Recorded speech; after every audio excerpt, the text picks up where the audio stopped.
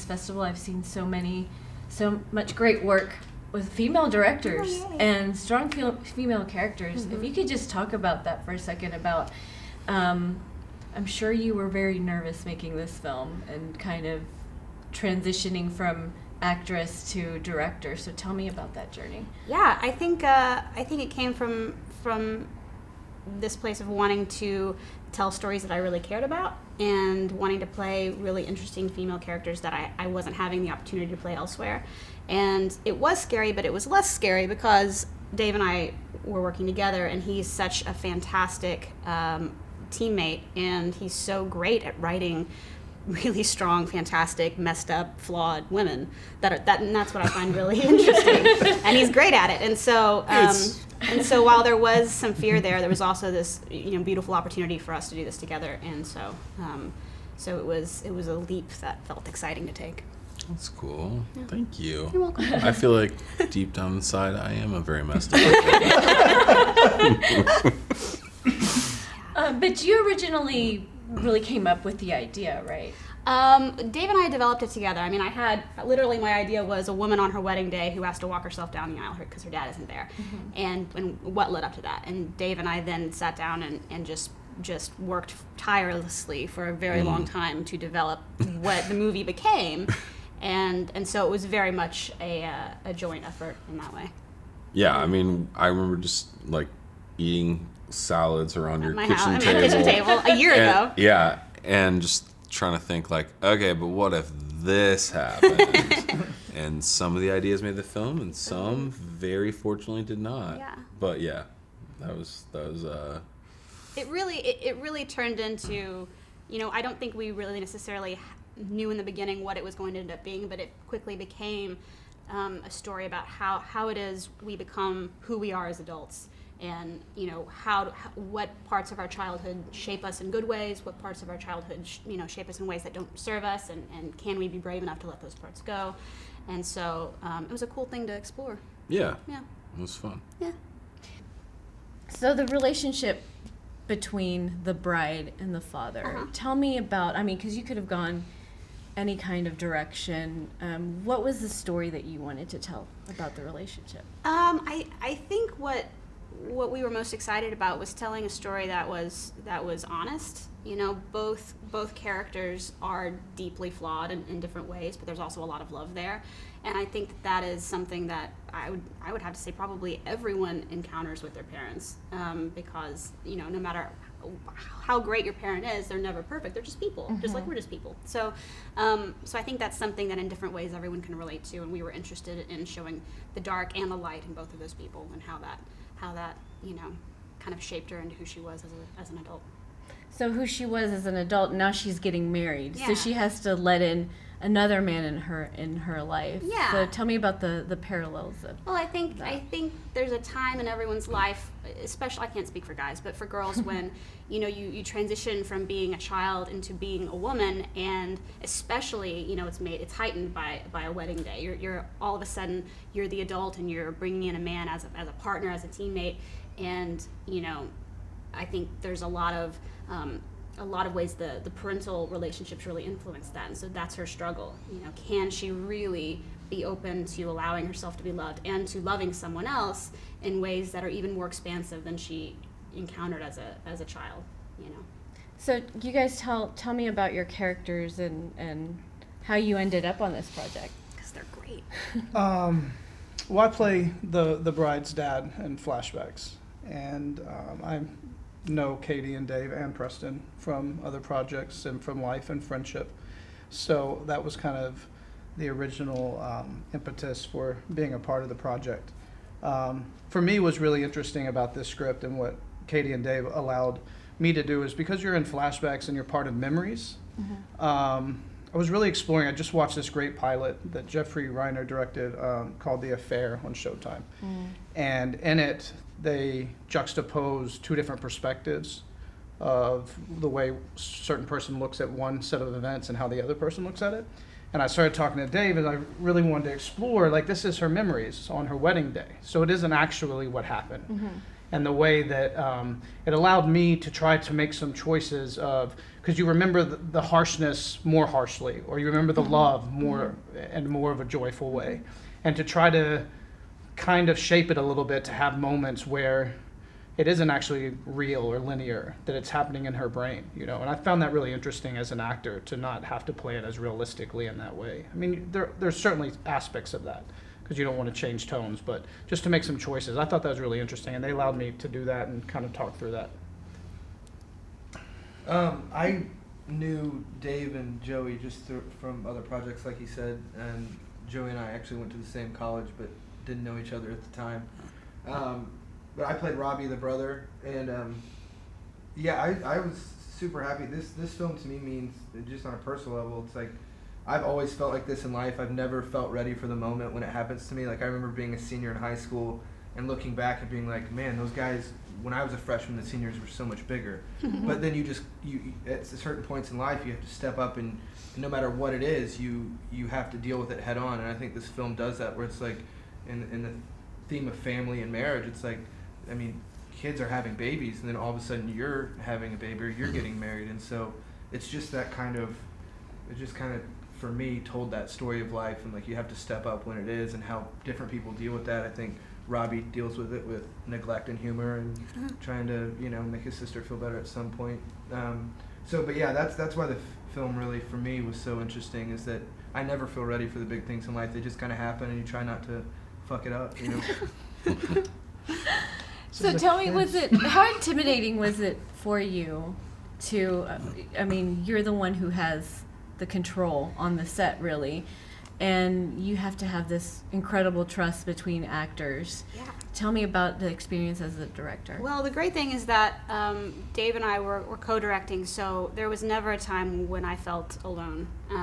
This would be more intimidating if I were to direct it all alone and be in most of the scenes and have to run the whole ship. But Dave and I really complement each other well on set, and at times I jump into director mode, and he and I are doing things together. And then there were moments where he was super wonderful, and he said, "Katie, stop, be an actor for a bit," and really allowed me to focus solely on the acting, which is of course in service of the movie. But it's something that I don't know that all co-directors would do, so I was thankful for that. And and the thing about having trust with actors, when you cast the right people, you don't have to do a lot of work there.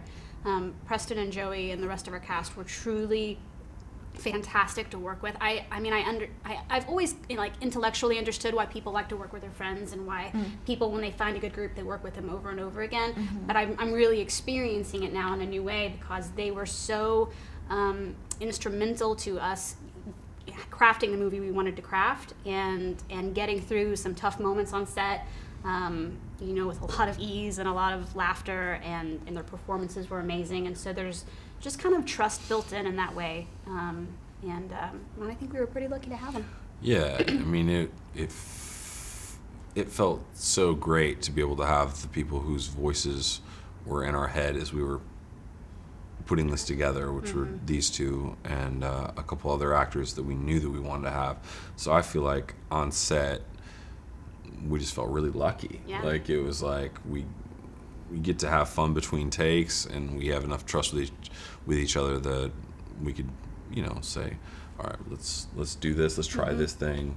Sort of like Joey said, like, it was really cool to watch our friends bring a different voice than we had even envisioned when we were writing it, and it was really great. Yeah. Dave there was enough trust for him to be like, do better acting. I had a different experience. He never took the note. You always have to. But there was trust enough for him to say it. I remember one time I said, "Does this hair look terrible?" And you were like, "Yes, it looks terrible." I was like, "All right."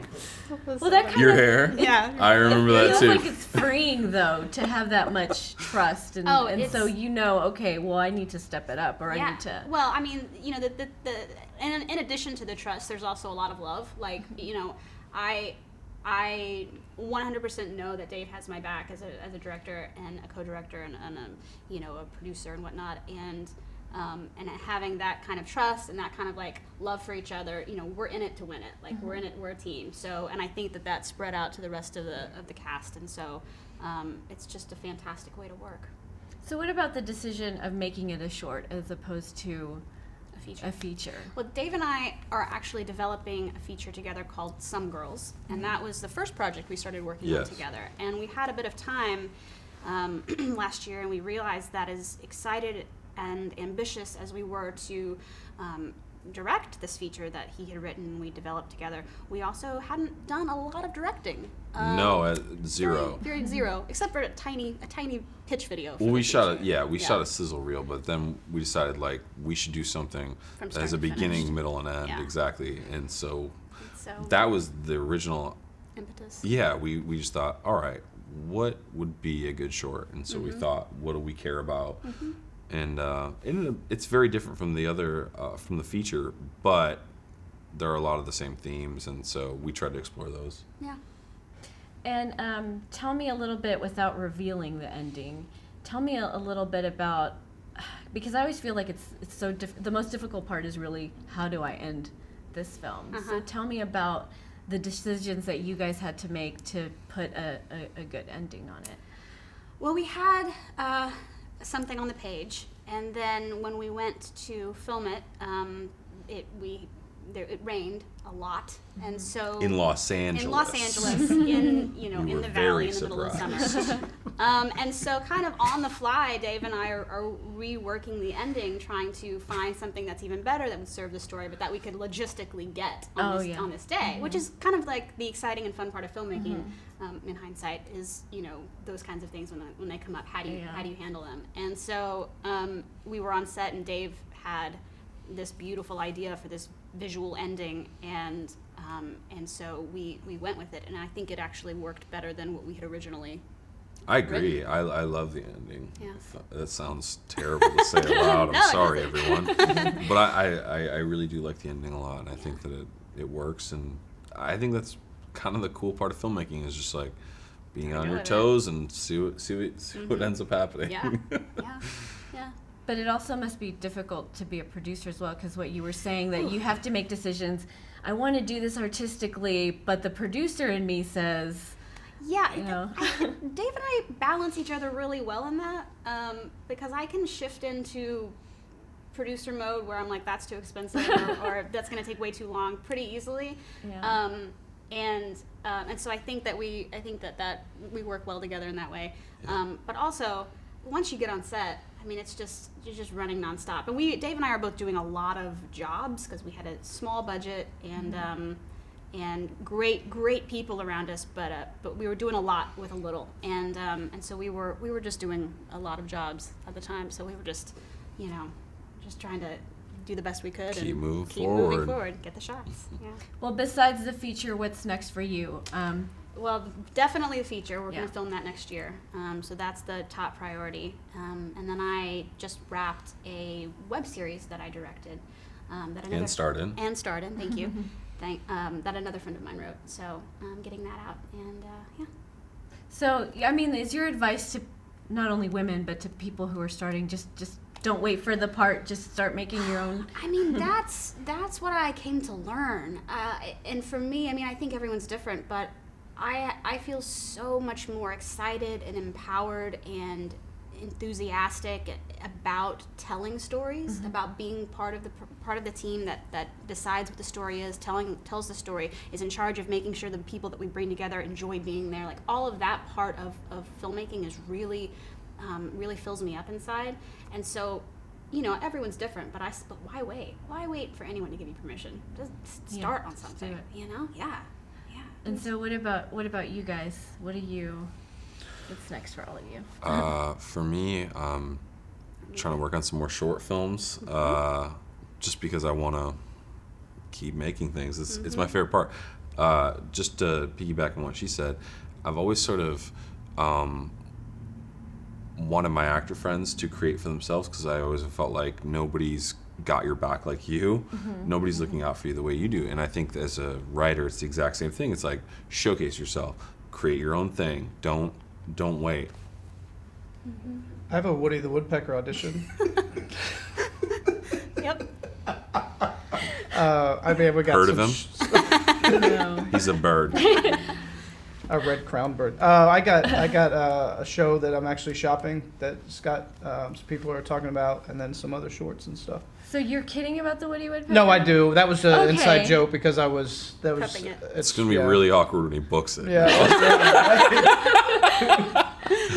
So, Pre-release. and then I'm gonna go to lunch after this. Yeah, same. I just. You're also Woody Woodpecker audition. yeah. He's gonna- yeah. I'm actually the bird. I just auditioning and same thing. I'm actually.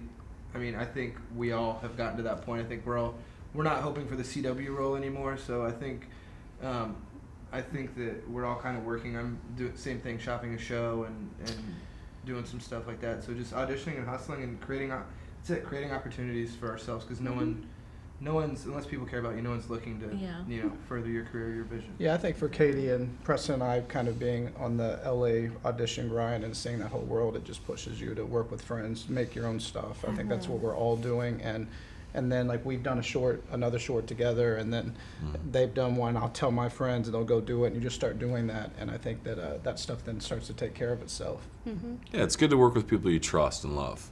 Yeah, exactly. Well, thank you guys so much. thank you. Thank you. Yeah. Like, congratulations for this, and We're so and happy to be thank you here. for being in Dallas. So. Oh man, this is Very ex- home base. Very excited to be here. I'm an honorary Texan, Yeah, so you are. now I'm official.